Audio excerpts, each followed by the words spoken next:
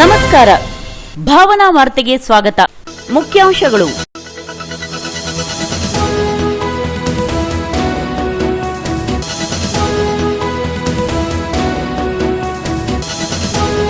ರಾಜ್ಯದೆಲ್ಲೆಡೆ ಎಸ್ಎಸ್ಎಲ್ಸಿ ಪರೀಕ್ಷೆ ಆರಂಭ. ಭಟ್ಕಳ ಹಾಗೂ ಹೊನ್ನಾವರದಲ್ಲಿ ಪರೀಕ್ಷೆಗಾಗಿ ವಿದ್ಯಾರ್ಥಿಗಳಿಗೆ ಉತ್ತಮ ವ್ಯವಸ್ಥೆ. ಶಾಸಕ ಮಂಕಾಳ ವೈದ್ಯರಿಂದ ಬಡ ವಿದ್ಯಾರ್ಥಿಗಳಿಗೆ ಮುಂದಿನ ವಿದ್ಯಾಭ್ಯಾಸಕ್ಕೆ ನೆರವು ಭರವಸೆ. ಭಟ್ಕಳದಲ್ಲಿ ಶಾಂತಿಯುತವಾಗಿ ಶ್ರೀ ಚನ್ನಪಟ್ಟಣ ಹನುಮಂತ ದೇವರ ರಥೋತ್ಸವ ಆಚರಣೆಗೆ ಎಲ್ಲ ಧರ್ಮದವರು ಸಹಕಾರ ನೀಡಬೇಕು. ಜಿಲ್ಲಾ ಪೊಲೀಸ್ ವರಿಷ್ಠಾಧಿಕಾರಿ ವಿನಾಯಕ್ ಪಾಟೀಲ್. ಸ್ವಚ್ಛ, ಪ್ರಾಮಾಣಿಕ ಹಾಗೂ ಭ್ರಷ್ಟಾಚಾರ ರಹಿತ ಕಾರವಾರ ನಗರ ಅಭಿವೃದ್ಧಿ ಪ್ರಾಧಿಕಾರದ ಅಭಿವೃದ್ಧಿಗೆ ಶ್ರಮಿಸುತ್ತೇನೆ. ಕೆಡಿಎ ನೂತನ ಅಧ್ಯಕ್ಷ ಸಂದೀಪ್ ತಳೇಕರ್. ಹೊನ್ನಾವರ ತಾಲೂಕಾ ಪಂಚಾಯತ್ ಅನುದಾನದಡಿಯಲ್ಲಿ ಅಂಗವಿಕಲರಿಗೆ ದ್ವಿಚಕ್ರ ವಾಹನ ವಿತರಣೆ. ಹ್ಯಾಟ್ರಿಕ್ ಸಾಧನೆ. ಎಸ್ಡಿಎಂ ಕಾಲೇಜಿಗೆ ನ್ಯಾಕ್ನಿಂದ ಎ ಗ್ರೇಡ್ ಮಾನ್ಯತೆ.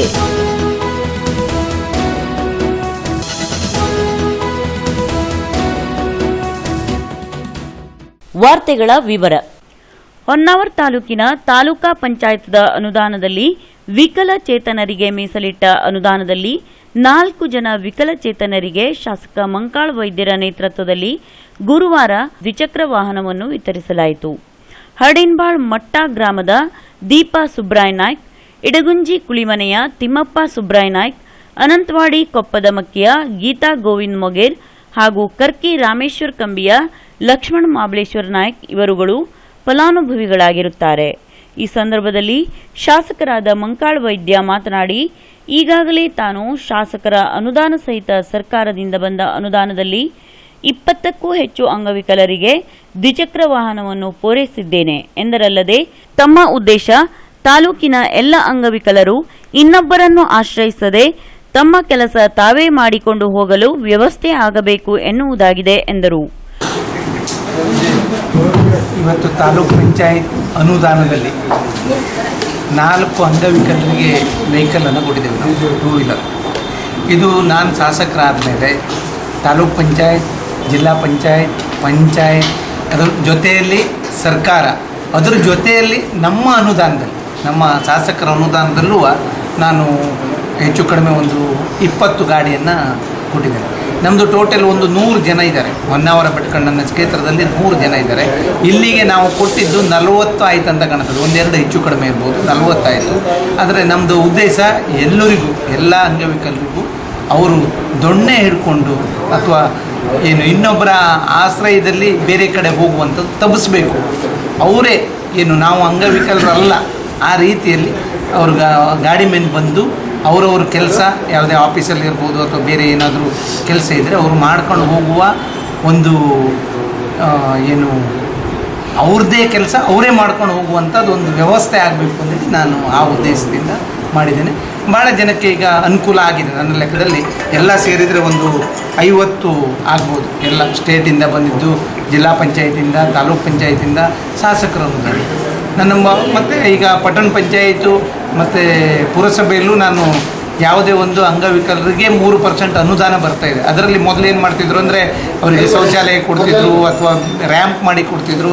ಅದು ಅಷ್ಟು ಅವರ ಪ್ರಯೋಜನ ಆಗೋದಿಲ್ಲ ಆಗಿತ್ತು ಅವರಿಗೆ. ನನ್ನ ಅನಿಸಿಕೆ ಪ್ರಕಾರ ಅವರಿಗೆ ಪ್ರಯೋಜನ ಆಗೋದಿಲ್ಲ. ಹಾಗಾಗಿ ಇದು ಒಳ್ಳೆಯದು, ಅವರಿಗೆ ಅನುಕೂಲ ಆಗ್ತದೆ. ಕೆಲವರು ಕೆಲಸ ಮಾಡ್ಕೊಂಡಿದ್ದವರು ಇದ್ದಾರೆ, ಕೆಲವು ಅಲ್ಲಿ ಇಲ್ಲಿ ಕೂಲಿ ಕೆಲಸನೂ ಅಂಗವಿಕಲರು ಮಾಡ್ತಾಯಿದ್ದಾರೆ ಅಂತ ಅದನ್ನು ಕಂಡು ನಾವು ಈಗ ಎಲ್ಲರಿಗೂ ಹೆಚ್ಚು ಕಡಿಮೆ ಅವರು ಗಾಡಿ ಹೊಡ್ಕೊಂಡು ಅವ್ರು ಗಾಡಿ ಹೊಡ್ಕೊಂಡು ಹೋಗ್ಲಿಕ್ಕೆ ಆಗ್ತದೆ ಅಂದ್ರೆ ಆದರೆ ಅವರಿಗೆ RTO ಒಂದು ಇದು ಕೊಡಬೇಕಾಗ್ತದೆ, ಲೈಸೆನ್ಸ್ ಕೊಡಬೇಕಾಗ್ತದೆ. ಲೈಸೆನ್ಸ್ ಸಮೇತ ಮತ್ತು ಅವರಿಗೆ ಯಾವುದೇ ಒಂದು ಖರ್ಚಿಲ್ಲ, ರಿಜಿಸ್ಟ್ರೇಷನ್ ಮಾಡಿ ಅವರಿಗೆ ಲೈಸೆನ್ಸ್ ಮಾಡಿ ಗಾಡಿ ಪೂರ್ತಿ ಫ್ರೀ ಕೊಡುವಂಥದ್ದು ಮಾಡಿದ್ದೇವೆ. ಇವತ್ತು 4 ಜನಕ್ಕೆ ಕೊಟ್ಟಿದ್ದೇವೆ ನಾವು. ತಾಲೂಕು ಪಂಚಾಯತು ಫಸ್ಟ್ ಕಮಿಟಿ ಬಂದ ಮೇಲೆ, ಈ ಕಮಿಟಿ ಬಂದ ಮೇಲೆ ಅಧ್ಯಕ್ಷರು, ಉಪಾಧ್ಯಕ್ಷರು ಎಲ್ಲ ತಾಲೂಕು ಪಂಚಾಯತ್ ಮೆಂಬರ್ ಸೇರಿ 4 ಗಾಡಿಗೆ ಹಣವನ್ನು ಕೊಟ್ಟಿದ್ದಾರೆ. ಹೆಚ್ಚು ಕಡಿಮೆ 3 ಲಕ್ಷದ ಹತ್ರ. ಈಗ ಪ್ರತಿ ವರ್ಷ ಇದು ಕೊಡುವಂಥದ್ದು ಮತ್ತು ಎಲ್ಲರಿಗೂ ಸಿಗ್ತದೆ ಅನ್ನುವಂಥದ್ದು ನನ್ನ ಅಭಿಪ್ರಾಯ. ಯಾರಿಗೂ ಮತ್ತು ಸ್ವಲ್ಪ ದಿನ ವ್ಯತ್ಯಾಸ ಆಗ್ಬೋದು, ಎಲ್ಲರಿಗೂ, ಎಲ್ಲ ಅಂಗವಿಕಲರಿಗೂ ಸಿಗುವಂಥ ವ್ಯವಸ್ಥೆಯನ್ನು ಮಾಡ್ತೀವಿ. ವಿಶೇಷವಾಗಿ ನಾವು ಏನು ಎಲ್ಲರಿಗೂ ಅಂಗವಿಕಲರ ವೇತನ ಇರ್ಬೋದು, ಮತ್ತು ಪ್ರತಿಯೊಂದು ಅವರಿಗೆ ಮೂಲಭೂತ ಸೌಕರ್ಯ, ಅವರಿಗೆ ಮನೆ ಇರ್ಬೋದು, ಯಾರಾದರೂ ಮನೆ ಕೇಳಿದರೆ ಮನೆ ಕೊಟ್ಟಿದ್ದೀವಿ. ನಾವು ಅಂಗವಿಕಲರಿಗೆ ಪ್ರಥಮ ಆದ್ಯತೆ ನನ್ನ ಕ್ಷೇತ್ರದಲ್ಲಿ ಕೊಟ್ಟಿದ್ದೇನೆ. ಒಂದೇ ಮಾತಲ್ಲಿ ಹೇಳಬೇಕು ಅಂದರೆ ಪ್ರಥಮ ಆದ್ಯತೆ ಎಲ್ಲದರಲ್ಲೂ. ಎಲ್ಲಿಯಾದರೂ ಕೆಲಸನೂ ಹಾಗೆ, ನಾನು ಯಾವುದೇ ಒಂದು ಬ್ಯಾಂಕ್ ಓಪನಿಂಗ್ ಹೋದರೂ ಹೇಳ್ತೀನಿ, ಅಂಗವಿಕಲರು ಓದ್ದೋರು ಇದ್ದರೆ ಅವರಿಗೆ ಕೆಲಸ ಕೊಡಿ, ಅವರಿಗೆ ಫಸ್ಟ್ ಪ್ರಿಫರೆನ್ಸ್ ಕೊಡಿ ಅಂತ ಹೇಳೋದು. ನಾವು ಜನತಾ ಬ್ಯಾಂಕಲ್ಲವರಿಗೂ 3 ಜನಕ್ಕೆ ನಾನು ಅಂಗವಿಕಲರಿಗೆ ಕೆಲಸ ಕೊಟ್ಟಿದ್ದೇನೆ. ತಾಲೂಕಾ ಪಂಚಾಯತ್ ಅಧ್ಯಕ್ಷರಾದ ಅಣ್ಣಯ್ಯ ನಾಯ್ಕ್ ಮಾತನಾಡಿ, ನಾವು ನಮ್ಮ ಶಾಸಕರ ಮಾರ್ಗದರ್ಶನದಲ್ಲಿ ಪ್ರತಿಯೊಂದು ಗ್ರಾಮಕ್ಕೆ ಭೇಟಿ ನೀಡಿ ಅನುದಾನವನ್ನು ನೀಡಿದ್ದೇವೆ ಎಂದರು. ಸೈಕಲ್ ಕೊಡ್ತಾ ಇದ್ರು. ಇದು ಶಾಸಕರ ಒಂದು ಮಾರ್ಗದರ್ಶನದಲ್ಲಿ ನಾವೆಲ್ಲ ಒಳ್ಳೆ ರೀತಿಯ ಒಂದು ಕೆಲಸ ಮಾಡ್ತಾ ಇದ್ದೇವೆ. ನಮ್ಮ ತಾಲೂಕು ಪಂಚಾಯತಿಯಲ್ಲಿ ಎಲ್ಲ ಅನುದಾನವನ್ನು ನಾವು ಬಳಕೆ ಮಾಡ್ತಿದ್ದೇವೆ.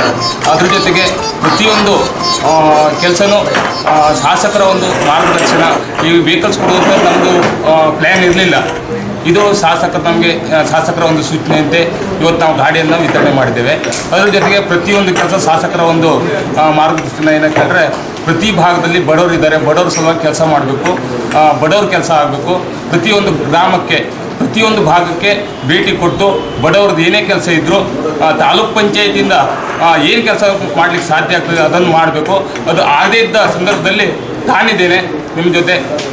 ಅವರು ಸಹ ಅವರ ಅನುದಾನದಲ್ಲಿ ನಮಗೆ ಬಹಳಷ್ಟು ಕೆಲಸಗಳನ್ನು ಕೊಟ್ಟಿದ್ದಾರೆ. ಹಾಗಾಗಿ ಮುಂದಿನ ದಿನಗಳಲ್ಲಿ ನಮ್ಮ ತಾಲೂಕ್ ಪಂಚಾಯತಿಯಿಂದ ಈ ಒಂದು ಗಾಡಿಯನ್ನು ಕೊಡುವಂಥದ್ದು ಪ್ರತಿ ವರ್ಷ ಕೂಡ ನಡೀತದೆ. ಅದರ ಜೊತೆಗೆ ಬಡವರ ಕೆಲಸವನ್ನು ನಾವು ಮಾಡ್ತೇವೆ ಶಾಸಕರ ಒಂದು ಮಾರ್ಗದರ್ಶನದಲ್ಲಿ. ತಾಲೂಕಾ ಪಂಚಾಯತ್ ಸದಸ್ಯ ತುಕಾರಾಮ್ ನಾಯ್ಕ್ ಮಾತನಾಡಿ, ಪಕ್ಷ ಭೇದ ಮರೆತು ಶಾಸಕರ ಕಾರ್ಯವೈಖರಿಯನ್ನು ಶ್ಲಾಘಿಸಿದರು. ಬಂಗಾರಪ್ಪನವ್ರ ಹೆಸರಿತ್ತು. ನಮ್ಮ ಉತ್ತರ ಕನ್ನಡದಲ್ಲಿ ಭಟ್ಕಳ ಕ್ಷೇತ್ರದಲ್ಲಿ ನಮ್ಮ ಸನ್ಮಾನಿತ ನಮ್ಮ ಮಂಕಾಳ ವೈದ್ಯಜಿ ಅವರಿದ್ದಾರೆ. ಬಡವರ ಸಲುವಾಗಿ, ಬಡವರ ಏಳಿಗೆಗಾಗಿ, ಬಡವರ ಒಂದು ಉದ್ಧಾರಕ್ಕಾಗಿ ಹುಟ್ಟಿದ್ದಾರೆ ಅಂತ ತಿಳ್ಕೊಳ್ಬೇಕು. ಯಾಕಂದರೆ ಅವರು ಯುಗ ಕಳೀತು ಅಂದ ನಂತರ ಮತ್ತೊಂದು ಯುಗದಲ್ಲಿ ಒಂದು ವ್ಯಕ್ತಿಯನ್ನು ದೇವರು ತಂದು ಇಡ್ತಾನೆ ಹೇಳೋದಕ್ಕೆ ನಮ್ಮ ಮಂಕಾಳ ವಿದ್ಯೆ ಅವರೇ ಸಾಕ್ಷಿ ಹೇಳ್ತಾ ನಾನು ಹೇಳ್ತೀನಿ. ಯಾಕಂದರೆ ಪ್ರತಿಯೊಂದು ಬಡವರನ್ನು ಸ್ಪಂದಿಸಿ ಬಡವರನ್ನು ನೋಡ್ಕೊಂಡು ಮಾಡ್ತಾ ಇದ್ದಾರೆ. ಯಾರದೇ ಒಂದು ಪಕ್ಷಾತೀತವಾಗಿ ಬಡವರನ್ನು ಸ್ಪಂದಿಸ್ತಾ ಇದ್ದಾರೆ. ಅದಕ್ಕೆ ನಾವು ಭಾಳ ಹೆಮ್ಮೆಯ ದೇಶ. ಯಾರೇ ಅದು ತಪ್ಪು ಮಾಡೋದು ಕೂಡ ನೇರವಾಗಿ ತಪ್ಪು ಅಂತ ಹೇಳ್ತೀನಿ. ನನ್ನ ಒಂದು ಉದ್ದೇಶ ಅಂದರೆ ತಪ್ಪು ಮಾಡೋದು ಮುಚ್ಚಿಕೊಂಡು ಅವರು ಒಳ್ಳೆಯವರು ಅಂತ ಹೇಳೋದಿಲ್ಲ. ಒಳ್ಳೆ ನಮ್ಮ ಈ ಉತ್ತರ ಕನ್ನಡದಲ್ಲೇ ಇವತ್ತು ಮುಂಚೂಣಿಯಲ್ಲಿದ್ದಾರೆ ಅಂದರೆ ಶಾಸಕರ ಮಟ್ಟದಲ್ಲಿ ನಮ್ಮ ಮಂಕಾಳ ವಿದ್ಯೆಯವರು ಇದ್ದಾರೆ. ಪ್ರತಿಯೊಂದು ಯಾವುದೇ ಒಂದು ಕೆಲಸವನ್ನು ಹೇಳಿದ್ರು ಕೂಡ ತಕ್ಷಣ ಆಯಿತು, ಓಕೆ ಮಾಡಿಕೊಡ್ತೀನಿ ಅಂತ ಹೇಳ್ತಾರೆ. ಯಾವುದೇ ಒಂದು ಬಡವರು ಇವತ್ತೇ ನಮ್ಮ ಈ ಬಿಲ್ಡ್ನಲ್ಲಿ ಅವ್ರು 4 ಗಾಡಿಯನ್ನು ಕೊಟ್ಟರೆ ನಮಗೆ ತುಂಬ ಹೆಮ್ಮೆಯಾದ ವಿಷಯ. ಯಾಕಂದ್ರೆ ನಮಗೆ ಒಂದು ಕೊಟ್ಟಂಥ ಸಂತೋಷವಾಗ್ತಾ ಇದೆ. ಯಾಕಂದರೆ ಒಂದು ಊರಿನ ಜ್ಞಾನ ಇಲ್ಲಿ ಇದ್ದ ಊರಿನ ತಿರುಗಾಟ ಆಗೋಕ್ಕಾಗದೆ ಮನೆಯಲ್ಲಿ ಕೂತವ್ರಿಗೆ ಒಂದು ಗಾಡಿ ವ್ಯವಸ್ಥೆ ಮಾಡಿದ್ರೆ ಅಂಗವಿಕಲರಿಗೆ ಭಾಳ ತುಂಬ ವಿಷಯ. ಇನ್ನು ಮುಂದೆ ಅವ್ರ ಬಿಲ್ಡ್ನಲ್ಲಿ ಇನ್ನೂ ಹೆಚ್ಚಿಂದ ಆಗ್ತದೆ. ಇನ್ನು ಬರುವಂಥ ಮುಂದೆ ಚುನಾವಣೆಯಲ್ಲೂ ಕೂಡ ಅವರು ವಿಜೇತರಾಗಿ ನಮ್ಗೆ ಹೆಚ್ಚಿನ ಸ್ಥಾನಮಾನ ಒದಗಿಸ್ಕೊಡ್ತಾರೆ ಅಂತ ನಾನು ಹೇಳ್ತೇನೆ. ಮಾತು ಮುಗಿಸ್ತೀನಿ. ಈ ಸಂದರ್ಭದಲ್ಲಿ ತಾಲೂಕಾ ಪಂಚಾಯತ್ ಉಪಾಧ್ಯಕ್ಷರು, ಸದಸ್ಯರು, ಇತರರು ಉಪಸ್ಥಿತರಿದ್ದರು. ಭಟ್ಕಳದ ಶ್ರೀ ಚನ್ನಪಟ್ಟಣ ಹನುಮಂತ ದೇವಸ್ಥಾನದ ಜಾತ್ರಾ ಮಹೋತ್ಸವದ ಅಂಗವಾಗಿ ಭಟ್ಕಳ ಶಹರ ಠಾಣೆಯ ಆವರಣದಲ್ಲಿ ಜಿಲ್ಲಾ ಪೊಲೀಸ್ ವರಿಷ್ಠಾಧಿಕಾರಿ ವಿನಾಯಕ್ ಪಾಟೀಲ್ ಸೇರಿದಂತೆ ತಾಲೂಕಿನ ಎಲ್ಲಾ ಸಮುದಾಯದ ಮುಖಂಡರು, ಪೊಲೀಸ್ ಅಧಿಕಾರಿಗಳು ಹಾಗೂ ವಿವಿಧ ಸಂಸ್ಥೆಯ ಮುಖಂಡರುಗಳ ಉಪಸ್ಥಿತಿಯಲ್ಲಿ ಶಾಂತಿ ಸಭೆಯು ಗುರುವಾರದಂದು ನಡೆಯಿತು. ಏಪ್ರಿಲ್ 5ರಂದು ನಡೆಯಲಿರುವ ಜಿಲ್ಲೆಯ ಅತಿದೊಡ್ಡ ರಥೋತ್ಸವ ಎಂದೇ ಖ್ಯಾತಿ ಪಡೆದಿರುವ ಭಟ್ಕಳದ ಶ್ರೀ ಚನ್ನಪಟ್ಟಣ ಹನುಮಂತ ದೇವಸ್ಥಾನದ ಜಾತ್ರಾ ಮಹೋತ್ಸವ ಪೂರ್ವಭಾವಿ ಶಾಂತಿ ಸಭೆಯು ಶಹರ ಪೊಲೀಸ್ ಠಾಣಾ ವ್ಯಾಪ್ತಿಯಲ್ಲಿ ನಡೆಯಿತು. ಸಭೆಯ ಅಧ್ಯಕ್ಷತೆ ವಹಿಸಿ ಮಾತನಾಡಿದ ಜಿಲ್ಲಾ ಪೊಲೀಸ್ ವರಿಷ್ಠಾಧಿಕಾರಿ ವಿನಾಯಕ್ ಪಾಟೀಲ್, ಭಟ್ಕಳದಲ್ಲಿ ಈ ಹಿಂದೆ ನಡೆದ ವಿಷಾದದ ಘಟನೆಯನ್ನು ಮರೆತು ಹಿಂದಿನ ಕಾಲದಿಂದಲೂ ಹಿಂದೂ ಮುಸ್ಲಿಂ ಭಾವೈಕ್ಯತೆ ಹಾಗೂ ಸಹಕಾರದಿಂದ ನಡೆಯುತ್ತಿದ್ದ ಚನ್ನಪಟ್ಟಣ ಹನುಮಂತ ದೇವರ ರಥೋತ್ಸವ ಕಾರ್ಯಕ್ರಮವನ್ನು ಯಶಸ್ವಿಯಾಗಿ ಆಚರಿಸಿ ಇನ್ನೊಮ್ಮೆ ಭಟ್ಕಳ ಶಾಂತಿಪ್ರಿಯ ಊರು ಎಂಬ ಹೆಗ್ಗಳಿಕೆಯನ್ನು ತೋರಿಸಿಕೊಡಬೇಕು ಎಂದರಲ್ಲದೆ ಇಲಾಖೆಯ ವತಿಯಿಂದ ರಥೋತ್ಸವ ಸುಗಮವಾಗಿ ನಡೆಯಲು ಎಲ್ಲಾ ರೀತಿಯ ಸಹಕಾರ ನೀಡಲಿದ್ದು ಸಾರ್ವಜನಿಕರೂ ಸಹ ಪೊಲೀಸ್ ಇಲಾಖೆಗೆ ಯಾವುದೇ ಅಹಿತಕರ ಘಟನೆಗೆ ಆಸ್ಪದ ಕೊಡದೆ ಸಹಕರಿಸಬೇಕು ಎಂದರು. ಮಹಾರಥೋತ್ಸವ 5ನೇ ತಾರೀಕು ಏನು ಇಲ್ಲಿ ನಡೆಯಲಿದೆ, ಅದು ತಮ್ಮ ಎಲ್ಲರದ್ದು ಸಹಕಾರ ಬಹಳ ಮಹತ್ವದ ಇದೆ. ಯಾಕೆಂದರೆ ನಮ್ಮ ಆಫೀಸರ್ ನನಗೆ ಬ್ರೀಫ್ ಮಾಡಿದಂಗೆ ಒಂದು ಸ್ಮಾಲ್ ಚಿಕ್ಕ ಏರಿಯಾದಿಂದ ಹೋಗುತ್ತೆ. So not only communal issues, ನಮಗೆ ಅಲ್ಲಿ ಜನ ಜಾಸ್ತಿ ಸೇರಿ ಸ್ಟ್ಯಾಂಪೀಡ್ ಆಗಬಾರ್ದು ಅಂತ ಕೂಡ ನೋಡಲೇಬೇಕು. ಸೊ ಜನರ ಮೂವ್ಮೆಂಟ್ ಆಗಲಿ, ವೆಹಿಕಲ್ ಮೂವ್ಮೆಂಟ್ ಆಗಲಿ, ಲಾ ಆ್ಯಂಡ್ ಆರ್ಡರ್ ಜೊತೆಗೇನೆ ಟ್ರಾಫಿಕ್ ಮತ್ತು ಜನರ ಮೂವ್ಮೆಂಟ್ ಕೂಡ ಸುಸ್ಥಿತಿಯಿಂದ ಆಗಬೇಕು ಅಂತ ನಾವು ನೋಡಬೇಕು. ಸೊ ಅದರಲ್ಲಿ ಕೂಡ ನಿಮ್ಮ ಎಲ್ಲರದು ಸಹಕಾರ ಅತ್ಯಂತ ಮಹತ್ವದ ವಿಷಯ ಇದೆ. ಯಾಕೆಂದರೆ ಸ್ಟ್ಯಾಂಪೇಡ್ ಆಗಬಾರ್ದು, ಇದು ನಮ್ಮ ಮೇಜರ್ ಕನ್ಸರ್ನ್. ಇದರಲ್ಲಿ more than law and order ನೀವು ಎಲ್ಲರೂ ಪ್ರತಿ ವಿಷಯದಲ್ಲಿ ನಮಗೆ ಸಹಕಾರ ಕೊಡ್ತಾ ಇದ್ದೀರಿ. ಸೊ 93 ಆದಮೇಲೆ ಈ ಊರಲ್ಲಿ ಯಾವುದೂ ಅಹಿತಕರ ಘಟನೆ ನಡೆದಿಲ್ಲ, ಮತ್ತು ನೀವು ಎಲ್ಲರೂ ಅದೇ ಮತ್ತು ವಿಶ್ವಾಸ ಕೊಟ್ಟಿದ್ದೀರಿ. ಸೊ ಇನ್ನು ಮುಂದೆ ಕೂಡ ನಡೆಯಲ್ಲ ಅಂತ. ಬಟ್ ಈಗ ದಿನ ದೇವಸ್ಥಾನಕ್ಕೆ ಬರೋದು ಜನಸಂಖ್ಯೆ ಜಾಸ್ತಿ ಆಗ್ತಾ ಇದೆ. 10 years ಬ್ಯಾಕ್ ಎಷ್ಟು ಜನ ಬರ್ತಾ ಇದ್ರು ಅದಕ್ಕಿಂತ may be more than double triple ಜನ ಬರ್ತಾರೆ. ಬಟ್ ನಮ್ಮದು ಏನು ಇನ್ಫ್ರಾಸ್ಟ್ರಕ್ಚರ್ ಇದೆ ಅಷ್ಟೇ ಇರುತ್ತೆ, ರೋಡ್ ಆಗಲಿ ಅಥವಾ ಬಾಕಿ ಫ್ಯಾಸಿಲಿಟೀಸ್. ಸೊ ಅದರಲ್ಲಿ ನಾವು ಬಹಳ ಸ್ಟ್ರಿಕ್ಟಾಗಿ ಮತ್ತು ಕಟ್ಟುನಿಟ್ಟಾಗಿ ಪ್ಲ್ಯಾನ್ ಮಾಡಿ ಯಾರಿಗೆ ಏನು ತೊಂದರೆ ಆಗದಾರ್ದಂತೆ ನೋಡ್ಕೊಳ್ಬೇಕಾಗತ್ತೆ. ಸೊ ನಾವು ಅದೇ ರಿಪೀಟ್ ಮಾಡ್ತೀವಿ, ನಮ್ಮ ಡಿಪಾರ್ಟ್ಮೆಂಟ್ಗಿಂತ ಕಡೆಯಿಂದ ಇವನ್ ನಾವು DC ಅವ್ರಿಗೆ ಕೂಡ ಮಾತಾಡಿದ್ದೆ. ಬಾಕಿ ಡಿಪಾರ್ಟ್ಮೆಂಟ್ ವತಿಯಿಂದ ಏನೇನು ಆಗಬೇಕು ನಾವು ಎಲ್ಲ ಮಾಡ್ತೀವಿ, 100% ಮಾಡ್ತೀವಿ. ಇದಕ್ಕೆ ನಿಮ್ಮ ಎಲ್ಲ ಯಾವುದು ನಾನು ಕಮ್ಯುನಿಟಿ ಅಂತ ಹೇಳ್ತಾ ಇಲ್ಲ, ಎಲ್ಲ ಈ ಊರು ಜನ, ಅದು ಊರು ಫೆಸ್ಟಿವಲ್ ಇದೆ. ಸೊ ಎಲ್ಲ ಊರು ಜನರು ಒಟ್ಟಿಗೆ ಆಗಿ ಎಲ್ಲ ನಮಗೆ ಸಹಕಾರ ಕೊಡಬೇಕು. ಇದು ಒಂದು ಒಳ್ಳೆ ಬಂದೋಬಸ್ತ್ ಆಗುತ್ತೆ ಅಂತ ನಾನು ಆಶ್ವಾಸನೆ ಕೊಟ್ಟು ನನ್ನ. ಇದೇ ಸಂದರ್ಭದಲ್ಲಿ ಕಾರ್ಯಕ್ರಮದಲ್ಲಿ ಉಪಸ್ಥಿತರಿದ್ದ ಚನ್ನಪಟ್ಟಣ ಹನುಮಂತ ದೇವಸ್ಥಾನದ ಆಡಳಿತ ಮಂಡಳಿಯ ಅಧ್ಯಕ್ಷ LK ಮೊಗೇರ್, ಹಿಂದಿನಿಂದಲೂ ಮುಸ್ಲಿಂ ಬಾಂಧವರು ರಥೋತ್ಸವ ಜರುಗಲು ಸಹಕಾರ ನೀಡಿದ್ದಾರೆ. ಬ್ರಿಟಿಷ್ ಕಾಲದಲ್ಲಿ ಒಂದು ಸಮಯದಲ್ಲಿ ರಥ ನಿಂತು ಹೋದ ಸಂದರ್ಭದಲ್ಲಿ ಮುಸ್ಲಿಮರ ಚೆರಕಿ ಕುಟುಂಬದ ಹಿರಿಯರು ಭದ್ರತೆಗಾಗಿ ಹಣವನ್ನು ಇಟ್ಟು ರಥೋತ್ಸವವನ್ನು ನಡೆಯಲು ಅನುಕೂಲ ಮಾಡಿಕೊಟ್ಟಿದ್ದಾರೆ. ಅಂದಿನಿಂದ ಇಂದಿನವರೆಗೂ ರಥೋತ್ಸವ ನಡೆಯಲು ಮುಸ್ಲಿಮರು ಸಹಕಾರ ನೀಡುತ್ತಿದ್ದಾರೆ ಎಂದರು.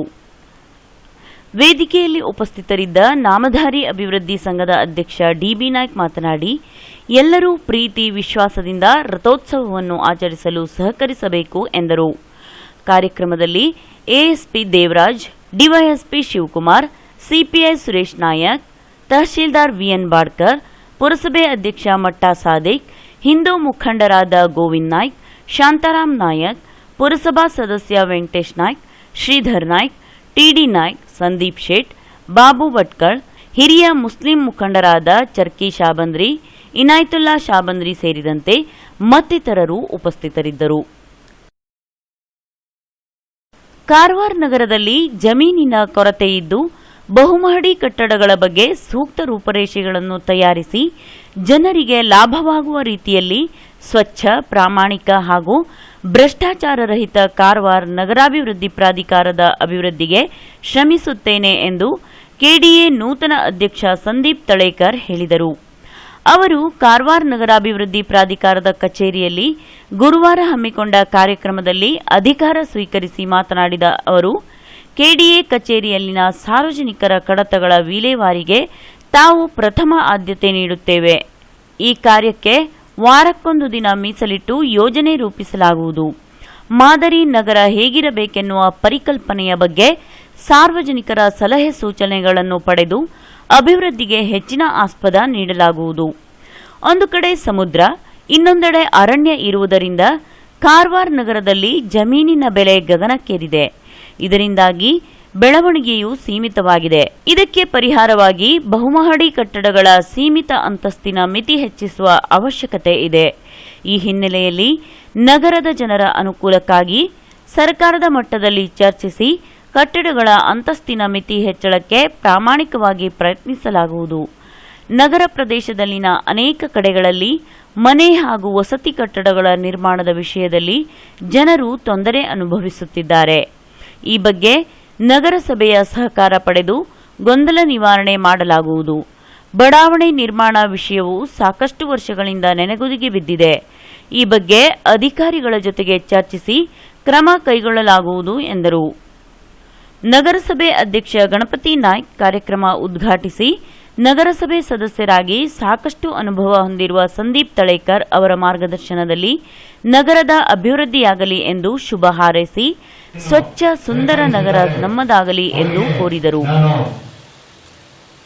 ವೈಯಕ್ತಿಕವಾಗಿ ನಿಮ್ಮೆಲ್ಲರ ಪರವಾಗಿ ತುಂಬದ ಒಂದು ಕೃತಜ್ಞತೆಯನ್ನ ಸಲ್ಲಿಸ್ತಾ ಇದ್ದೇನೆ.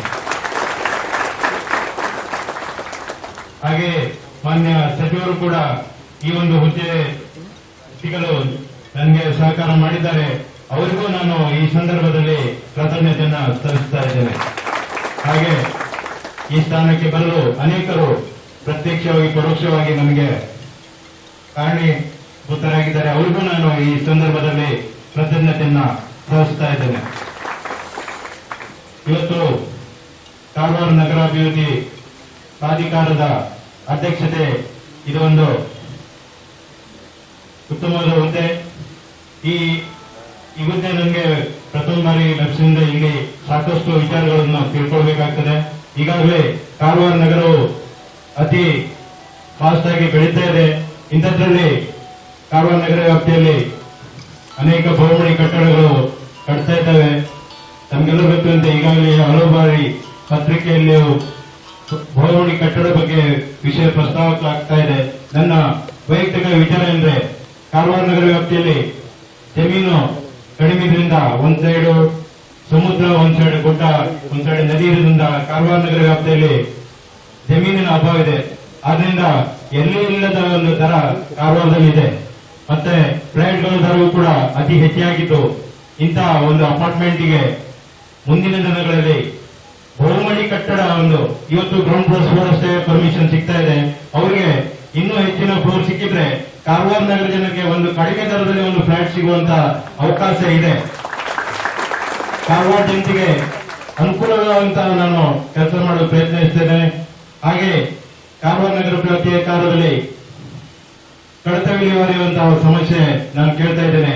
ಅದನ್ನು ಹೋಗಲಾಡಿಸಲು ನಾನು ಒಂದು ಕ್ರಿಯಾಯೋಜನೆ ಹಾಕೊಂಡಿದ್ದೇನೆ. ಅದರಲ್ಲಿ ಕಡತ ವಿಲೇವಾರಿ ಸಪ್ತಾಹ ಅಂತ ಒಂದು ಕಾರ್ಯಕ್ರಮ, ಅದರಲ್ಲಿ ಪ್ರತಿ ವಾರ ಒಂದು ಕಡತ ಪೆಂಡಿಂಗ್ ಇರುವಂತಹ ಕಡತಗಳನ್ನು ವಿಲೇವಾರಿ ಮಾಡುವಂತಹ ಕಾರ್ಯಕ್ರಮವನ್ನು ಹಮ್ಮಿಕೊಂಡು ಎಲ್ಲಾ ಸಾರ್ವಜನಿಕರ ಕಡತಗಳನ್ನು ಬೇಗ ಶೀಘ್ರವಾಗಿ ವಿಲೇವಾರಿ ಮಾಡುವಂತಹ ಒಂದು ಕಾರ್ಯಕ್ರಮ ಮೂಲಕ ಸಾರ್ವಜನಿಕರಿಗೆ ನೇರವಾಗುವಂತಹ ಕಾರ್ಯಕ್ರಮವನ್ನು ಮಾಡ್ತೇನೆ ಅಂತ ಹೇಳ್ಕೊಂಡು ಮಾನ್ಯ ಶಾಸಕರ ಒಂದು ಮಾರ್ಗದರ್ಶನದಲ್ಲಿ ಈ ಒಂದು ಕಾರ್ಯವನ್ನು ಮಾಡ್ತೇನೆ ಅಂತ ಹೇಳ್ತಾ ಇದ್ದೇನೆ. ಹಾಗೆ ಕೆಡಿಎ ಕಾರ್ಯಕ್ರಮದ ಅಧ್ಯಕ್ಷತೆ ವಹಿಸಿದ್ದ ಕಾರವಾರ ಅಂಕೋಲಾ ಶಾಸಕ ಸತೀಶ್ ಸೈಲ್ ಮಾತನಾಡಿ, ಕೈಗಾ, ಸೀಬರ್ಡ್ ತಾಲೂಕಿನ ಹೃದಯ ಭಾಗದಿಂದ ಹಾದು ಹೋಗಿರುವ ಕೊಂಕಣ ರೈಲ್ವೆ ಸೇರಿದಂತೆ ಇನ್ನೂ ಹಲವು ಯೋಜನೆಗಳಿಗೆ ಕಾರವಾರ ರಾಷ್ಟ್ರಕ್ಕಾಗಿ ತ್ಯಾಗ ಮಾಡಿದೆ. ಉಳಿದ ಭೂಪ್ರದೇಶದಲ್ಲಿ ನಗರದ ಅಭಿವೃದ್ಧಿಯಲ್ಲಿ ನಗರಾಭಿವೃದ್ಧಿ ಪ್ರಾಕಾರದ ಪಾತ್ರ ಬಹಳ ಪ್ರಮುಖವಾಗಿದೆ. ಯಾವುದೇ ಸಮಸ್ಯೆಗಳು ನಗರದ ಅಭಿವೃದ್ಧಿಗೆ ತೊಡಕಾಗಬಾರದು. ಜನರಿಗೆ ಅನುಕೂಲವಾಗುವಂತೆ ಕಟ್ಟಡ ನಿರ್ಮಾಣದಲ್ಲಿನ ಪ್ರಾಕಾರದ ನಿಯಮಗಳಲ್ಲಿ ಕೆಲವು ಮಾರ್ಪಾಟು ತರಲು ಸರ್ಕಾರದ ಮೇಲ್ಮಟ್ಟದಲ್ಲಿ ಕೆಡಿಎ ಅಧ್ಯಕ್ಷರ ಜೊತೆ ಸೇರಿ ಪ್ರಯತ್ನಿಸಲಾಗುವುದು. ನೂತನ ಅಧ್ಯಕ್ಷರಿಗೆ ಸಂಪೂರ್ಣ ಬೆಂಬಲವಿದೆ ಎಂದರು. ನಾವು ಒಂದು ಸೂಕ್ತ ನಿರ್ಣಯವನ್ನ ತೆಗೆದುಕೊಂಡಿದ್ದೇವೆ ಅಂತ ಇವತ್ತು ನನ್ನ ಎಲ್ಲ ಆಶಾ ಭಾವನೆಯಿಂದ ನನಗೆ ತೋರ್ತಾ ಇದೆ. ಯಾಕಂತ ಹೇಳಿದ್ರೆ ಇದು ಒಂದು ಒಳ್ಳೆಯ ಹುದ್ದೆ. ಮತ್ತು ಈಗಾಗಲೇ ಸಂದೀಪ್ ಅವರು ಒಂದು ಮಾತು ಹೇಳಿದರು, ನಮ್ಮಲ್ಲಿ ಒಂದ್ ಸೈಡಿಗೆ ಅರಬ್ಬಿ ಸಮುದ್ರ, ಅದರಲ್ಲಿ ಸಿಯಾಚಿನ್ ವ್ಯಾಪ್ತಿ, ಒಂದ್ ಸೈಡಿಗೆ ಪಶ್ಚಿಮಾತ್ಯ ಘಟ್ಟ, ಹೃದಯದ ಮಧ್ಯಭಾಗದಿಂದ ಹೋದಂತಹ ಕೊಂಕಣ ರೈಲ್ವೆ, ಆಮೇಲೆ ಸೀಬರ್ಡ್ ಸುಮಾರು 1500 ಹೆಕ್ಟೇರ್ ಜಮೀನು ತಗೊಂಡಂತಹ ಸೀಬರ್ಡ್, ಆಮೇಲೆ ಕೈಗಾ ಅಣುಸ್ಥಾವರ, ಆಮೇಲೆ ಕದ್ರಾ ಕೊಡಸಳ್ಳಿ ಜಲವಿದ್ಯುತ್. ನಮ್ಮ ಕರ್ನಾಟಕಕ್ಕೆ ನಾವು ಸಾಧಾರಣ 40ರಿಂದ 45% ವಿದ್ಯುತ್ ಅನ್ನು ಇವತ್ತು ನಾವು ಸರಬರಾಜು ಮಾಡ್ತಾ ಇದ್ದೇವೆ. ನಮ್ಮ ಈ ಭಾಗ, ಅದರಲ್ಲಿ ನಾವು ಇರುವಂತಹ ಸಣ್ಣ ಭಾಗದಲ್ಲಿ ಈಗಾಗಲೇ ನಾವು ಇಲ್ಲಿಯ ನಿಯಮಾವಳಿಯನ್ನ ಸ್ವಲ್ಪ ಸಡಿಲಿಗೊಳ್ಳಲು ಹೊಸ ಜಡ್ಡಾರ ಮತ್ತೆ ನಮ್ಗೆ ಇಲ್ಲಿ ಬೇಕಾಗುವಂತ. ಈ ಸಂದರ್ಭದಲ್ಲಿ ಪ್ರಾಧಿಕಾರದ ಆಯುಕ್ತ ತೇರದಾಳ್ ಸೇರಿದಂತೆ ವೇದಿಕೆಯಲ್ಲಿದ್ದರು. ನಗರಸಭೆಯ ಜೋಶಿ ನಿರೂಪಿಸಿದರು. ಪ್ರಾಧಿಕಾರದ ಅರುಣ್ ನಾಯ್ಕ್ ವಂದಿಸಿದರು.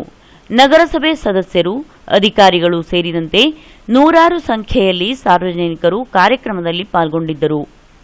ಕೆಡಿಎ ಅಧ್ಯಕ್ಷರಾಗಿ ಅಧಿಕಾರ ಸ್ವೀಕರಿಸಿದ ಸಭಾ ಕಾರ್ಯಕ್ರಮ ಬಳಿಕ ಶಾಸಕ ಸತೀಶ್ ಸೈಲ್ ಹಾಗೂ ಇನ್ನಿತರರು ತೆರೆದ ಜೀಪಿನಲ್ಲಿ ನಗರದಲ್ಲಿ ಮೆರವಣಿಗೆ ನಡೆಸಿದರು. ನಗರದ ಪ್ರಮುಖ ರಸ್ತೆಗಳಲ್ಲಿ ಸಂಚರಿಸಿದರು. ಭಾವನಾ ಟಿವಿಗಾಗಿ ಅರವಿಂದ್ ಗುನ್ಗಿ, NDCT ಪ್ಲಸ್, ಕಾರವಾರ. ಹೊನ್ನಾವರ ತಾಲೂಕಿನಾದ್ಯಂತ 8 ಕೇಂದ್ರಗಳಲ್ಲಿ SSLC ಪ್ರಥಮ ಭಾಷಾ ಪರೀಕ್ಷೆ ನಡೆಯಿತು. ಒಟ್ಟು 2084 ವಿದ್ಯಾರ್ಥಿಗಳು ಪರೀಕ್ಷೆಗೆ ಕುಳಿತಿದ್ದು, ಪ್ರಥಮ ಭಾಷೆಗೆ 2061 ವಿದ್ಯಾರ್ಥಿಗಳು ಹಾಜರಿದ್ದು, 23 ವಿದ್ಯಾರ್ಥಿಗಳು ಗೈರು ಹಾಜರಾಗಿದ್ದಾರೆ. ಪರೀಕ್ಷೆಗೆ ಹಾಜರಾದವರ ಪೈಕಿ 986 ಗಂಡು ಮಕ್ಕಳು, 1075 ಹೆಣ್ಣು ಮಕ್ಕಳು ಇದ್ದರು. ಈ ಸಂದರ್ಭದಲ್ಲಿ ಭಾವನಾ ವಾಹಿನಿಯೊಂದಿಗೆ ಕ್ಷೇತ್ರ ಶಿಕ್ಷಣಾಧಿಕಾರಿಗಳಾದ GS ಭಟ್ ಮಾತನಾಡಿ, ಪರೀಕ್ಷೆಯ ವಿವರ ನೀಡಿ ತಾವು ತೆಗೆದುಕೊಂಡ ಕ್ರಮಗಳ ಬಗ್ಗೆ ವಾಹಿನಿಗೆ ತಿಳಿಸಿದರು. ನಮಸ್ಕಾರ. ನಮ್ಮ ಹೊನ್ನಾವರ ತಾಲೂಕಿನಲ್ಲಿ ಈ 2017ರ ಏನು SSLC ಪರೀಕ್ಷೆ ಇವತ್ತಿನಿಂದ ಆರಂಭ ಆಗಿದೆ. ನಮಗೆ ತುಂಬ ಸಂತೋಷ ಏನು ಅಂತಂದರೆ, ಹೊನ್ನಾವರದಲ್ಲಿ ಒಟ್ಟು 8 ಸೆಂಟರ್ ಇದೆ. ಈ 8 ಸೆಂಟರಲ್ಲಿ ಹೊನ್ನಾವರ ತಾಲೂಕಾ ವ್ಯಾಪ್ತಿಯಲ್ಲಿ 4 ಸೆಂಟರು, ಕಡ್ತೋಕ 1, ಮಂಕಿ 1, ಆನಂತರ ಕೌಲಕ್ಕಿ 1 ಹಾಗೂ ಅಳ್ಳಂಕಿ 1, ಇದು ಹಳ್ಳಿ ವ್ಯಾಪ್ತಿಯ ಒಂದು ಸೆಂಟರ್ಗಳಾಗಿರ್ತವೆ. ಈ ಸಲ ನಮ್ಮ ಹೊನ್ನಾವರದಲ್ಲಿ 984 ಗಂಡು, 1074 ಹೆಣ್ಣು, ಒಟ್ಟು 2058 ವಿದ್ಯಾರ್ಥಿಗಳು ಹೊಸದಾಗಿ ಪರೀಕ್ಷೆ ತೆಗೆದುಕೊಳ್ತಾ ಇದ್ದಾರೆ. ಈಗಾಗಲೇ ಮಾನ್ಯ ಜಿಲ್ಲಾಧಿಕಾರಿಗಳಿರ್ಬೋದು, ಮಾನ್ಯ ತಾಲೂಕ್ ಪಂಚಾಯತ್ ಮುಖ್ಯ ಕಾರ್ಯನಿರ್ವಹಣಾಧಿಕಾರಿಗಳಿರ್ಬೋದು, ಮಾನ್ಯ DDP ಸಾಹೇಬರಿರ್ಬೋದು, ಎಲ್ಲರೂ ಕೂಡ ಮೀಟಿಂಗ್ ತೆಗೆದುಕೊಂಡು ಒಳ್ಳೆ ರೀತಿಯಿಂದ ವ್ಯವಸ್ಥೆ ಮಾಡಲಿಕ್ಕೆ ಈಗಾಗಲೇ ಮಾರ್ಗದರ್ಶನ ಕೊಟ್ಟಿದ್ದಾರೆ. ಎಲ್ಲರ ಒಂದು ಮಾರ್ಗದರ್ಶನ ಮೇರೆಗೆ ಈಗಾಗಲೇ ಎಲ್ಲ ಪರೀಕ್ಷಾ ಸಿದ್ಧತೆಗಳು ಸಂಪೂರ್ಣವಾಗಿ ನಡೆದು ಇವತ್ತಿಂದ ಸುವ್ಯವಸ್ಥಿತವಾಗಿ ಪರೀಕ್ಷೆ ಪ್ರಾರಂಭ ಆಗಿದೆ. ಈ ವರ್ಷದ ಮಟ್ಟಿಗೆ ಹೇಳಬೇಕು ಅಂತಂದರೆ, ಇವತ್ತಿನ ಒಂದು ಪರೀಕ್ಷೆ ಮಟ್ಟಿಗೆ ಹೇಳಬೇಕು ಅಂತಂದರೆ, ಇವತ್ತು ಪ್ರಥಮ ಭಾಷೆ ಪರೀಕ್ಷೆ ನಡೀತಾ ಇದೆ. ಈ ಪ್ರಥಮ ಭಾಷೆ ಪರೀಕ್ಷೆಗೆ ಒಟ್ಟು 2061 ವಿದ್ಯಾರ್ಥಿಗಳು, ರಿಪೀಟರ್ಸ್ ಸೇರಿ 2061 ವಿದ್ಯಾರ್ಥಿಗಳು ಭಾಗವಹಿಸ್ತಾ ಇದ್ದಾರೆ. ಈ ಒಂದು ಪರೀಕ್ಷೆಯಲ್ಲಿ 11 ಗಂಡು, 12 ಹೆಣ್ಣು, ಒಟ್ಟು 23 ವಿದ್ಯಾರ್ಥಿಗಳು ಇವತ್ತು ಗೈರು ಹಾಜರಾಗಿದ್ದಾರೆ ಹೇಳುವಂಥ ಒಂದು ಮಾಹಿತಿಯನ್ನು ನಾವು ಪಡೆಯಲಾಗಿದೆ. ಒಟ್ಟಿನಲ್ಲಿ ನಮ್ಮ ಪರೀಕ್ಷಾ ಕೇಂದ್ರಗಳಲ್ಲಿ ಮಕ್ಕಳು ಪ್ರೀತಿಯಿಂದ, ವಿಶ್ವಾಸದಿಂದ, ಆತ್ಮವಿಶ್ವಾಸದಿಂದ ಬರೆಯುವ ರೀತಿಯಲ್ಲಿ ಎಲ್ಲ ವ್ಯವಸ್ಥೆಯನ್ನು ನಮ್ಮ ಪರೀಕ್ಷಾ ಕೇಂದ್ರದ ಮುಖ್ಯ ಅಧೀಕ್ಷಕರು ಮಾಡಿದ್ದಾರೆ. ಮಕ್ಕಳಿಗೆ ಯಾವುದೇ ರೀತಿಯಾದಂಥ ತೊಂದರೆ ಆಗದ ರೀತಿಯಲ್ಲಿ ಆರೋಗ್ಯ ಇಲಾಖೆಯವರು ಕೂಡ ಸಹಕರಿಸಿದ್ದಾರೆ. ಇವತ್ತು ಮಕ್ಕಳು ಹಳ್ಳಿಯಿಂದ ಬರುವವರಿಗೆ ಬಸ್ನಲ್ಲಿ ಫ್ರೀಯಾಗಿ ಕರ್ಕೊಂಡು ಬರುವಂಥ ವ್ಯವಸ್ಥೆಯನ್ನು ನಾವು ಮಾಡಿದ್ದೇವೆ. ವಿದ್ಯುತ್ ಇಲಾಖೆಯವರಿಗೆ ವಿದ್ಯುತ್ ತೆಗಿಬಾರ್ದು ಹೇಳೋದನ್ನು ಹೇಳಿದ್ದೇವೆ. ಮಕ್ಕಳಿಗೆ ಫ್ಯಾನು, ಕುಡಿಯೋ ನೀರು, ಬರೆಯುವಂಥ ವ್ಯವಸ್ಥೆ ಎಲ್ಲವೂ ಕೂಡ ಪಾಲಕರು ಕೂಡ ಸಂತೋಷಪಟ್ಟಿದ್ದಾರೆ ಅಂತ ಹೇಳಲಿಕ್ಕೆ ಭಾಳ ಹೆಮ್ಮೆ ಆಗ್ತದೆ. ಪರೀಕ್ಷೆ ಒಳ್ಳೆ ರೀತಿಯಿಂದ ನಡೀತಾ ಇದೆ. ಪರೀಕ್ಷೆಯಲ್ಲಿ ಒಳ್ಳೆಯ ಪರಿಣಾಮ ಬರ್ತದೆ ಅಂತ ಹೇಳುವಂಥ ಪ್ರಾರ್ಥನೆ, ನಂದು ದೇವರಲ್ಲಿ ಪ್ರಾರ್ಥನೆ ಮಾಡ್ತಾ ಇದ್ದೇನೆ. ಇಷ್ಟು. ಹೊನ್ನಾವರದ BRC GS ನಾಯ್ಕ್ ಪರೀಕ್ಷಾ ಕೇಂದ್ರದ ಮುಖ್ಯಸ್ಥರಾಗಿ ಕಾರ್ಯನಿರ್ವಹಿಸುತ್ತಿದ್ದು, SN ಗೌಡ ಇವರು ತಾಲೂಕಿನ SSLC ನೋಡಲ್ ಅಧಿಕಾರಿಗಳಾಗಿ ಕಾರ್ಯನಿರ್ವಹಿಸುತ್ತಿದ್ದಾರೆ. ಈ ಸಂದರ್ಭದಲ್ಲಿ ವಾಹಿನಿಯವರು ಶಾಸಕ ಮಂಕಾಳ ವೈದ್ಯರವರನ್ನು ಭೇಟಿ ಮಾಡಿದಾಗ ಶಾಸಕರು SSLC ಮಕ್ಕಳಿಗೆ ಶುಭಾಶಯ ಕೋರಿದರು. ಭಟ್ಕಳ ಹಾಗೂ ಹೊನ್ನಾವರ ತಾಲೂಕಿನ SSLC ವಿದ್ಯಾರ್ಥಿಗಳಿಗೆ ಶಾಸಕ ಮಂಕಾಳ S ವೈದ್ಯರು ಶುಭಾಶಯ ಕೋರುತ್ತಾ, ಅತ್ಯುತ್ತಮ ಅಂಕ ಗಳಿಸಿದ SSLC ಮಕ್ಕಳಿಗೆ ಮುಂದಿನ ವಿದ್ಯಾಭ್ಯಾಸಕ್ಕಾಗಿ ಏನಾದರೂ ಕುಂದುಕೊರತೆಗಳಿದ್ದಲ್ಲಿ ಸ್ವತಃ ತಾವೇ ಕುಂದುಕೊರತೆಗಳನ್ನು ನೀಗಿಸುತ್ತೇನೆ ಎಂದು ವಿನಂತಿಸಿದರು. ಅಷ್ಟೇ ಅಲ್ಲದೆ ತಮ್ಮ ಸರ್ಕಾರ ಇಂದು ವಿದ್ಯಾರ್ಥಿಗಳಿಗೆ ಎಲ್ಲಾ ಸೌಲಭ್ಯವನ್ನು ಕಲ್ಪಿಸಿದ್ದಾರೆ. ಅದರ ಜೊತೆಗೆ ಬಡ ವಿದ್ಯಾರ್ಥಿಗಳಿಗೆ ಮುಂದಿನ ವಿದ್ಯಾಭ್ಯಾಸಕ್ಕಾಗಿ ನೆರವು ಬೇಕಾಗಿದ್ದಲ್ಲಿ ತಾನು ತನ್ನಿಂದಾದ ಸಹಾಯ ಮಾಡುತ್ತೇನೆ ಎಂದು ಎಲ್ಲ ವಿದ್ಯಾರ್ಥಿಗಳಿಗೂ ಶುಭಾಶಯ ಕೋರಿದರು. ಇವತ್ತಿನಿಂದ SSLC ಪರೀಕ್ಷೆ ಸ್ಟಾರ್ಟು. ಯಾವುದೇ ರೀತಿಯಲ್ಲಿ ಎಲ್ಲ ರೀತಿಯಲ್ಲಿ ಅವರಿಗೆ ವ್ಯವಸ್ಥೆಯನ್ನು ಮಾಡಿಕೊಟ್ಟಿದ್ದೇನೆ ನಾನು. ಎಲ್ಲ ಹೈಸ್ಕೂಲಲ್ಲಿ ಇರ್ಬೋದು, ಈಗ ಪರೀಕ್ಷೆಗೆ ಪೂರಕವಾಗಿ ಎಲ್ಲ ರೀತಿಯಲ್ಲೂ ಸಹಾಯ ಸಹಕಾರ ಸಿಕ್ಕಿದೆ ಅವರಿಗೆ. ನಮ್ಮದು ಉದ್ದೇಶ ಮತ್ತು ನಮ್ಮದು ಆಸೆ, ನಮ್ಮ ಏನು ಇಡೀ ರಾಜ್ಯಕ್ಕೆ ನಮ್ಮ ಕ್ಷೇತ್ರ ಫಸ್ಟ್ ಬರಬೇಕು, ನಮ್ಮ ಕ್ಷೇತ್ರದವರು ಮುಂಚೂಣಿಯಲ್ಲಿ ಇರಬೇಕು, ನಾವು ಯಾವುದೇ ರೀತಿ ಕೊರತೆ ಇಲ್ಲದಾಗೆ ಶಿಕ್ಷಣ ಕೊಡಬೇಕು ಅನ್ನುವಂಥದ್ದು. ಈಗ SSLCಲೂ ಒಳ್ಳೆ ಪರ್ಸೆಂಟೇಜ್ ಮಾಡಿ ಅವರು ಎಷ್ಟೇ ಬಡವರಾದರೂ ಅವರು ಕೇಳಿದ ಅಥವಾ ಅವರು ಬಯಸಿದ ಶಿಕ್ಷಣವನ್ನು ಕೊಡಲಿಕ್ಕೆ ನಾನು ರೆಡಿ ಇದ್ದೀನಿ. ಇದರಿಂದ ನಾನು ಸಂದೇಶವನ್ನು ಕೊಡ್ತೀನಿ ಎಲ್ಲ SSLCಲಿ ಇವತ್ತೇ ಪರೀಕ್ಷೆ ಕೂತಂಥ ಮಕ್ಕಳಿಗೆ ನನ್ನ ವಿನಂತಿ, ಅವರು ಎಣಿಸಿದ್ದ ಶಿಕ್ಷಣ ಅವರಿಗೆ ನನ್ನ ಕ್ಷೇತ್ರದಲ್ಲಿ ಸಿಗ್ತದೆ. ಒಂದೇ ಮಾತಲ್ಲಿ ಹೇಳ್ತೇನೆ, ಯಾವುದೇ ರೀತಿ ಕೊರತೆ ಇಲ್ಲ. ಅವ್ರ ತಂದೆ ತಾಯಿ ಬಡವರು ಇರ್ಬೋದು, ಅಥವಾ ಹಳ್ಳಿಯಲ್ಲಿದ್ದವ್ರು ಇರ್ಬೋದು, ಅವರಿಗೆ ಹಾಸ್ಟೆಲ್ ಕೊಡುವಂಥದ್ದು, ಅಥವಾ ಒಳ್ಳೆಯ ಶಿಕ್ಷಣ ಕೊಡುವಂಥದ್ದು, ಅಥವಾ ಅವರು ಎಣಿಸಿದ ಶಿಕ್ಷಣವನ್ನು ಒಂದೇ ಮಾತಲ್ಲಿ ಹೇಳಬೇಕು ಅಂದರೆ ಕೊಡಲಿಕ್ಕೆ ನಾನು ರೆಡಿ ಇದ್ದೀನಿ.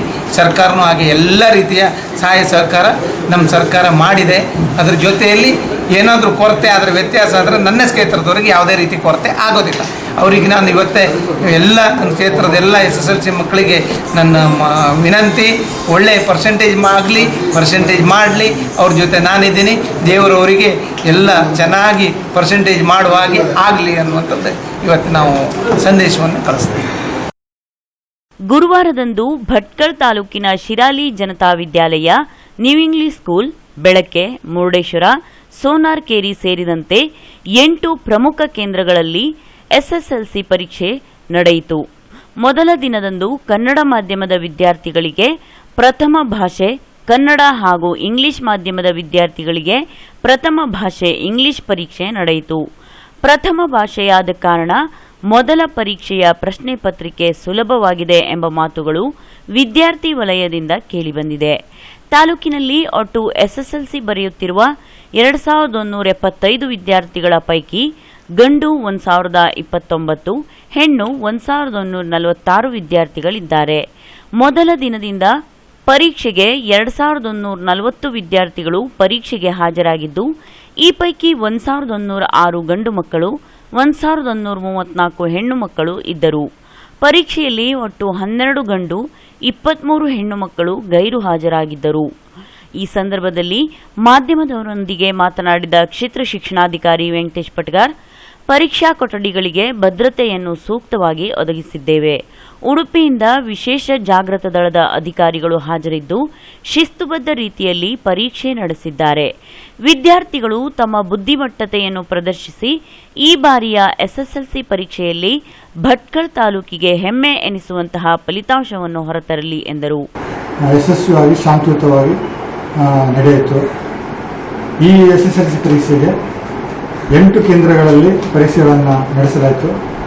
ಅದರಲ್ಲಿ 2175 ವಿದ್ಯಾರ್ಥಿಗಳು ರಿಜಿಸ್ಟರ್ ಹೊಂದಿದ್ರು. ಅದರಲ್ಲಿ 2140 ವಿದ್ಯಾರ್ಥಿಗಳು ಹಾಜರಾಗಿದ್ದರು. 35 ವಿದ್ಯಾರ್ಥಿಗಳು ವಿವಿಧ ಕಾರಣಗಳಿಗಾಗಿ ಗೈರಿದ್ದರು. ಈ ಕೇಂದ್ರಗಳಲ್ಲಿ, ಪ್ರತಿ ಕೇಂದ್ರಗಳಲ್ಲಿ ಸಿಟಿಂಗ್ ಸ್ಕ್ವಾಡ್, ಸ್ಥಾನಿಕ ಜಾಗೃತ ದಳ, ಹಾಗೆ ಬೇರೆ ಇಲಾಖೆಯವರೊಬ್ಬರದ್ದು ಜಾಗೃತ ದಳ ಇದ್ದಾರೆ. ಅದರ ಹಾಗೆ ಉಡುಪಿಯಿಂದ ವಿಶೇಷ ಜಾಗೃತ ದಳದ ಸದಸ್ಯರುಗಳು ಹಾಜರಿದ್ದು ಪರೀಕ್ಷೆಯಲ್ಲಿ ಯಾವುದೇ ಅವ್ಯವಹಾರ ಆಗಿದ್ದಾಗ ಸುವ್ಯವಸ್ಥಿತ ಮತ್ತು ಶಾಂತಿಯುತವಾಗಿ ನಡೆಯುವಲ್ಲಿ ಕಾರಣಭೂತರಾಗಿದೆ. ಎಲ್ಲ ಮಕ್ಕಳು ಆತ್ಮವಿಶ್ವಾಸದಿಂದ ಪರೀಕ್ಷೆಯನ್ನು ಬರೆದಿರುತ್ತಾರೆ. ಪರೀಕ್ಷೆ ನಡೆಯುತ್ತಿದ್ದ ಪ್ರಮುಖ ಶಾಲೆಗಳಲ್ಲಿ ಪೊಲೀಸ್ ಭದ್ರತೆಯನ್ನು ಒದಗಿಸಲಾಗಿದ್ದು, ಆರೋಗ್ಯ ಸಹಕಾರಿಗಳನ್ನು ನೇಮಿಸಲಾಗಿತ್ತು. ಹೊನ್ನಾವರ MPE ಸೊಸೈಟಿಯ ಶ್ರೀ ಧರ್ಮಸ್ಥಳ ಮಂಜುನಾಥೇಶ್ವರ ಪದವಿ ಕಾಲೇಜಿಗೆ ನ್ಯಾಕ್ ಸಮಿತಿ ಎ ಗ್ರೇಡ್ ಮಾನ್ಯತೆ ನೀಡಿದೆ. ಸತತ 3ನೇ ಬಾರಿಗೆ ಕಾಲೇಜು ಎ ಗ್ರೇಡ್ ಮಾನ್ಯತೆ ಪಡೆದಿದ್ದು, ಈ ಕುರಿತಂತೆ ಕಾಲೇಜಿನ ಪ್ರಾಚಾರ್ಯ ಪ್ರೊಫೆಸರ್ SS ಹೆಗಡೆ ಗುರುವಾರ ಕಾಲೇಜಿನಲ್ಲಿ ನಡೆದ ಪತ್ರಿಕಾಗೋಷ್ಠಿಯಲ್ಲಿ ವಿವರ ನೀಡಿದರು. ವಿವಿಧ ಮೂಲಭೂತ ಸೌಕರ್ಯಗಳು ಸೇರಿದಂತೆ ಕಾಲೇಜಿನ ಶೈಕ್ಷಣಿಕ ಸಾಮರ್ಥ್ಯಕ್ಕೆ ಸಂಬಂಧಿಸಿದ ಒಟ್ಟು 7 ವಿಭಾಗಗಳನ್ನು ಕೂಲಂಕಷವಾಗಿ ಪರಿಶೀಲಿಸಿದ ನ್ಯಾಕ್ ಸಮಿತಿ ಉತ್ತಮ ಅಂಕದೊಂದಿಗೆ ಕಾಲೇಜಿಗೆ ಎ ಗ್ರೇಡ್ ಕಾಲೇಜು ಎಂಬ ಮಾನ್ಯತೆ ನೀಡಿದೆ. ಸತತ 3ನೇ ಬಾರಿಗೆ ಎ ಗ್ರೇಡ್ ಮಾನ್ಯತೆ ಪಡೆದು ಕಾಲೇಜು ಈ ಸಾಧನೆಗೈದ ಜಿಲ್ಲೆಯ ಪ್ರಥಮ ಕಾಲೇಜು ಎಂಬ ಹೆಗ್ಗಳಿಕೆಗೆ ಪಾತ್ರವಾಗಿದೆ. ಮುಂದಿನ 5 ವರ್ಷಗಳವರೆಗೆ ಈ ಎ ಗ್ರೇಡ್ ಮಾನ್ಯತೆಯ ಅವಧಿ ಇರಲಿದ್ದು, ನಂತರ ಕಾಲೇಜು ಮತ್ತೆ ಮರುಮೌಲ್ಯಾಂಕನ ಪ್ರಕ್ರಿಯೆಗೆ ಒಳಗಾಗಲಿದೆ. ಕಾಲೇಜಿನ ಶೈಕ್ಷಣಿಕ ಗುಣಮಟ್ಟದ ಇನ್ನಷ್ಟು ಸುಧಾರಣೆಗೆ ನ್ಯಾಕ್ ಸಮಿತಿ ನೀಡಿದ ಸಲಹೆ ಸೂಚನೆಗಳನ್ನು ಕಾರ್ಯರೂಪಕ್ಕೆ ತರಲು ಎಲ್ಲ ಪ್ರಯತ್ನ ಕೈಗೊಳ್ಳಲಾಗುವುದು. ಕಾಲೇಜು ಎ ಮಾನ್ಯತೆ ಪಡೆಯುವಲ್ಲಿ ಆಡಳಿತ ಮಂಡಳಿ, ಪಾಲಕರು, ಕಾಲೇಜಿನ ಪೂರ್ವ ವಿದ್ಯಾರ್ಥಿಗಳು, ಹಾಲಿ ವಿದ್ಯಾರ್ಥಿಗಳು, ಶಿಕ್ಷಕ ಹಾಗೂ ಶಿಕ್ಷಕೇತರ ಸಿಬ್ಬಂದಿಗಳು ಎಲ್ಲರ ಸಹಕಾರ ಗಮನಾರ್ಹವಾಗಿದೆ ಎಂದು ಅವರು ಹೇಳಿದರು. ಕಾಲೇಜಿನಲ್ಲಿ ಬರುವ ಶೈಕ್ಷಣಿಕ ವರ್ಷದಲ್ಲಿ BCA ಹಾಗೂ ಫ್ಯಾಷನ್ ಡಿಸೈನಿಂಗ್ ಕೋರ್ಸ್ಗಳನ್ನು ಆರಂಭಿಸಲಾಗುವುದು ಎಂದು ಅವರು ತಿಳಿಸಿದರು. ಸತತ 3 ಬಾರಿ ಎ ಶ್ರೇಣಿಯನ್ನ ಪಡೆದಂತಹ ಏಕೈಕ ಮಹಾವಿದ್ಯಾಲಯ ನಾವು ಹೆಮ್ಮೆಯಿಂದ ಹೇಳ್ಕೊಳ್ತಾ ಇದ್ದೇವೆ. ಮೊದಲ ಬಾರಿ ಕೂಡ ನಮಗೆ ಎ ಗ್ರೇಡ್ ಮಾನ್ಯತೆ ಸಿಕ್ಕಿತ್ತು ಮತ್ತು ಪ್ರತಿ ಬಾರಿ ನಾವು ನಮ್ಮ ಸಾಧನೆಯನ್ನ ಸುಧಾರಿಸಿಕೊಳ್ತಾ ಬರ್ತಾ ಇದ್ದೇವೆ. ಈ ಬಾರಿ ಕೂಡ ನಮ್ಮ ನಿರ್ವಹಣೆಯಲ್ಲಿ ಸುಧಾರಣೆ ಸಾಕಷ್ಟು ಬಂದಿದೆ. ಅದರ ಸ್ಕೋರ್ ಕಾರ್ಡ್ ನಮಗಿನ್ನು ಬರಲಿಕ್ಕಿದೆ. ಇದನ್ನು ತಮ್ಮ ಮೂಲಕ ನಾವು ಹೊನ್ನಾವರದ ಜನತೆಗೆ ಮತ್ತು ನಮ್ಮ ಜಿಲ್ಲೆಯ ಜನತೆಗೆ ಹೇಳಬೇಕು ಅನ್ನುವ ದೃಷ್ಟಿಯಿಂದ ಇವತ್ತಿನ ಪತ್ರಿಕಾಗೋಷ್ಠಿಯನ್ನು ಕರೆದಿದ್ವಿ. ಈ ಸರ್ಟಿಫಿಕೇಟ್ ವ್ಯಾಲಿಡಿಟಿ ಇರ್ತದೆ. ಮತ್ತೆ 5 ವರ್ಷದ ನಂತರ ಪುನಃ ವಿದ್ಯಾಲಯ ಮೌಲ್ಯಾಂಕನಕ್ಕೆ ಒಳಗಾಗಬೇಕಾಗ್ತದೆ. ಮತ್ತು ಈ 5 ವರ್ಷದ ಅವಧಿಯಲ್ಲಿ ಕಳೆದ 5 ವರ್ಷದ ಅವಧಿಯಲ್ಲಿ ನಾವೇನೆಲ್ಲ ಸಾಧನೆ ಮಾಡಿದ್ದೇವೆ ಶೈಕ್ಷಣಿಕವಾಗಿ, ಶಿಕ್ಷಣ ಪೂರಕವಾದ ಚಟುವಟಿಕೆಗಳನ್ನೆಲ್ಲ ಅದರದ್ದೆಲ್ಲ ಅವಲೋಕನ ಮಾಡಿಕೊಟ್ಟಿರುವ ರಿಪೋರ್ಟ್ ಇದಾಗಿರೋದ್ರಿಂದ ಇದರಲ್ಲಿ ಅನೇಕ ಸಲಹೆಗಳನ್ನು ಕೊಟ್ಟಿರ್ತಾರೆ.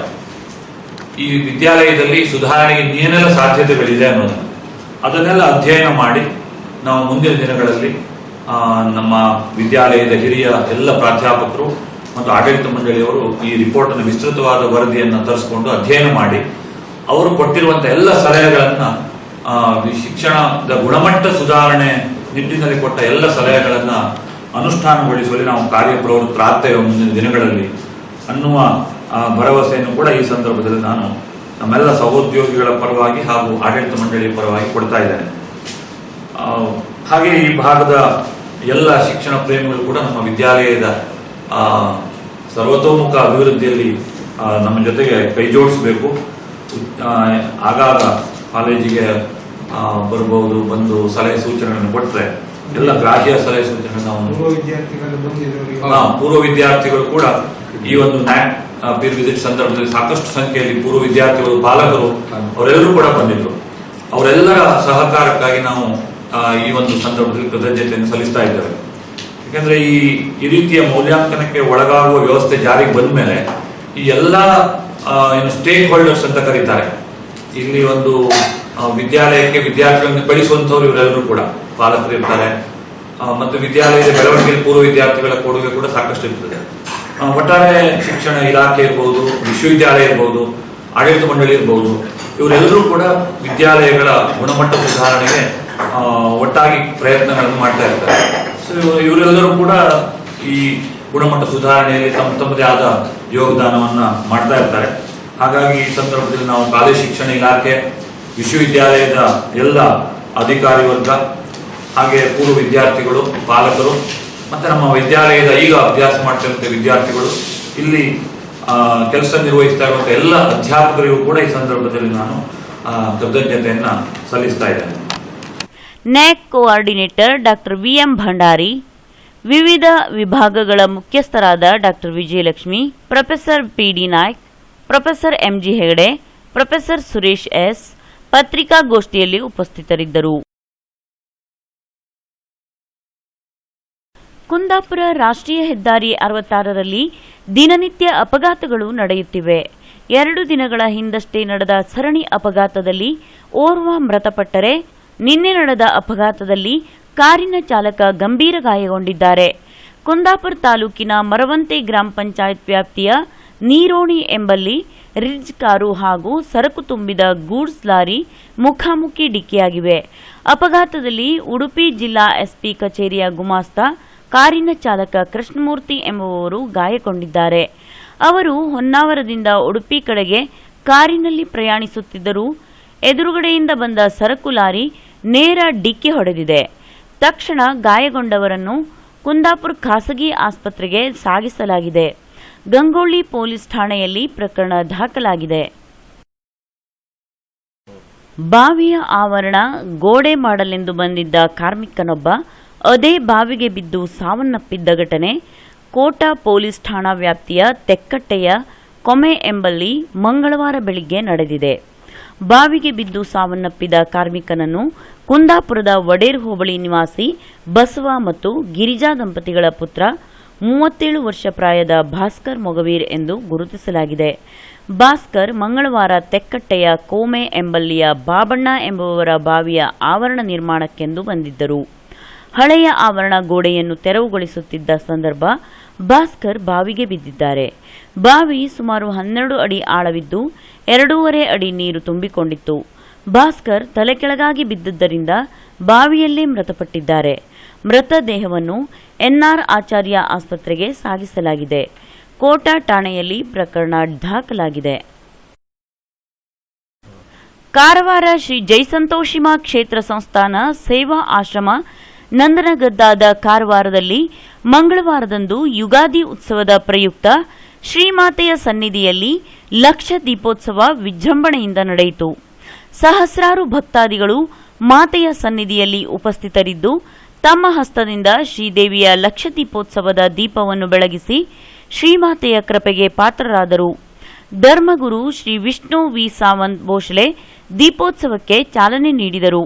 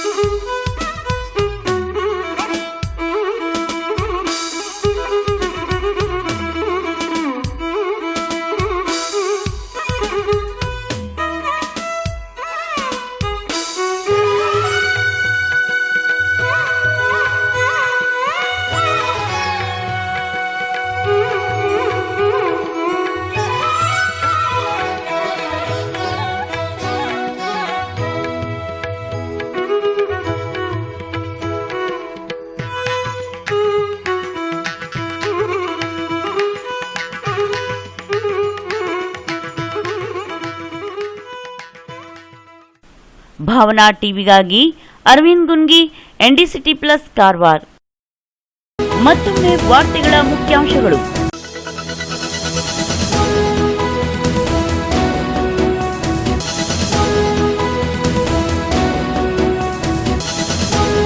ರಾಜ್ಯದೆಲ್ಲೆಡೆ SSLC ಪರೀಕ್ಷೆ ಆರಂಭ. ಭಟ್ಕಳ ಹಾಗೂ ಹೊನ್ನಾವರದಲ್ಲಿ ಪರೀಕ್ಷೆಗಾಗಿ ವಿದ್ಯಾರ್ಥಿಗಳಿಗೆ ಉತ್ತಮ ವ್ಯವಸ್ಥೆ. ಶಾಸಕ ಮಂಕಾಳ ವೈದ್ಯರಿಂದ ಬಡ ವಿದ್ಯಾರ್ಥಿಗಳಿಗೆ ಮುಂದಿನ ವಿದ್ಯಾಭ್ಯಾಸಕ್ಕೆ ನೆರವು ಭರವಸೆ. ಭಟ್ಕಳದಲ್ಲಿ ಶಾಂತಿಯುತವಾಗಿ ಶ್ರೀ ಚನ್ನಪಟ್ಟಣ ಹನುಮಂತ ದೇವರ ರಥೋತ್ಸವ ಆಚರಣೆಗೆ ಎಲ್ಲ ಧರ್ಮದವರು ಸಹಕಾರ ನೀಡಬೇಕು. ಜಿಲ್ಲಾ ಪೊಲೀಸ್ ವರಿಷ್ಠಾಧಿಕಾರಿ ವಿನಾಯಕ್ ಪಾಟೀಲ್. ಸ್ವಚ್ಛ, ಪ್ರಾಮಾಣಿಕ ಹಾಗೂ ಭ್ರಷ್ಟಾಚಾರ ರಹಿತ ಕಾರವಾರ ನಗರ ಅಭಿವೃದ್ಧಿ ಪ್ರಾಧಿಕಾರದ ಅಭಿವೃದ್ಧಿಗೆ ಶ್ರಮಿಸುತ್ತೇನೆ. ಕೆಡಿಎ ನೂತನ ಅಧ್ಯಕ್ಷ ಸಂದೀಪ್ ತಳೇಕರ್. ಹೊನ್ನಾವರ ತಾಲೂಕಾ ಪಂಚಾಯತ್ ಅನುದಾನದಡಿಯಲ್ಲಿ ಅಂಗವಿಕಲರಿಗೆ ದ್ವಿಚಕ್ರ ವಾಹನ ವಿತರಣೆ. ಹ್ಯಾಟ್ರಿಕ್ ಸಾಧನೆ. SDM ಕಾಲೇಜಿಗೆ ನ್ಯಾಕ್ನಿಂದ ಎ ಗ್ರೇಡ್ ಮಾನ್ಯತೆ.